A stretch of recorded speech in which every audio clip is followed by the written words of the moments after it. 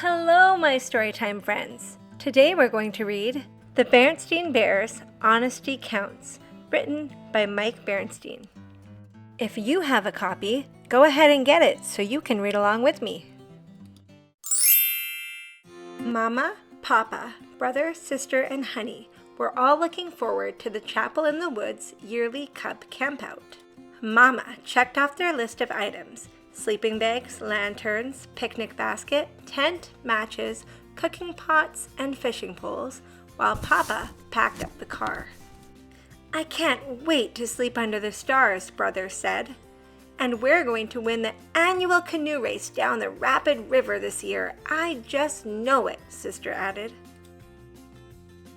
After the cubs got settled, they joined Preacher and Mrs. Brown, who were busy sorting life vests and paddles near the river. The annual canoe race was set for later that day. There would be 2 canoes in the race. One was paddled by Sister, Brother, Cousin Fred, and Lizzy Bruin, the other by Too Tall Grizzly and his gang. Soon everyone was gathered around. "The race will go down the rapids and around the bend in the river to the finish line at the old oak tree," announced Preacher Brown. "We'll meet up there." Finally, the time came. The 2 teams pushed their canoes into the water. "Ready, get set, paddle," called Preacher Brown. The teams paddled as fast as they could. At first, the 2 canoes were neck and neck. Then, Brother and Sister's canoe pulled ahead. They were better paddlers than the Too Tall gang. "Look out," called Lizzy. "We're coming to the rapids." White water boiled up ahead of them. "Stroke, stroke, stroke," called Brother as they shot into the rapids. They swept past Big Bear Rock. "Stroke, stroke, stroke," called Lizzy as they curved around Swirling Whirlpool.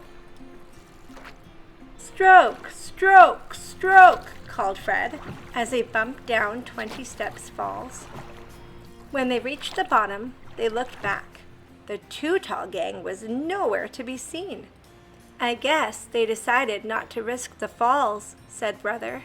"Hooray!" cried Sister. "We're going to win!" "Hooray!" they all cried. As the cubs drifted around the bend in the river, they saw an amazing sight. There, tied to the old oak tree that marked the finishing line, was a canoe. And there, leaning against a tree, was the Too Tall gang. The cubs' mouths hung open. "How," they gasped, "did you get ahead of us?" "Nothing to it," said Too Tall with a grin.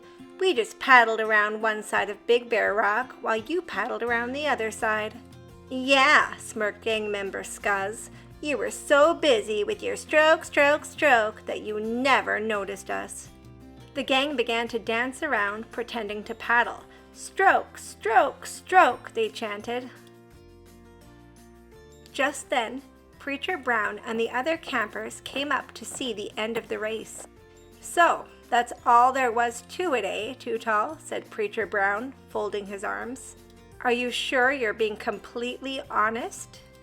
"What do you mean?" asked Too Tall nervously. "It seems to me I remember a shortcut around here," said Preacher Brown. He pushed aside a clump of cattails at the water's edge. "Look!" cried Lizzy. "It's a hidden creek." "A shortcut," said Brother. "Too Tall never went down the rapids. He just paddled down this hidden creek to win the race." "You cheated," they yelled at the Too Tall gang. "You were dishonest." "Well, I guess we were a little," admitted Too Tall. "Too Tall," said Preacher Brown, shaking his head. "An honest witness tells the truth, but a false witness tells lies." "That's Proverbs chapter 12, said Fred, who liked to memorize things. "And it says, 'The words of the reckless pierce like swords, but the tongue of the wise brings healing.'" "Whoa," said Too Tall, imagining the Bible verses coming alive with swords and tongues. awesome. Yes, agreed Preacher Brown. The blessings of honesty are awesome indeed. And with that, Preacher Brown awarded sister, brother, cousin Fred, and Lizzy blue ribbons for winning the race fair and square.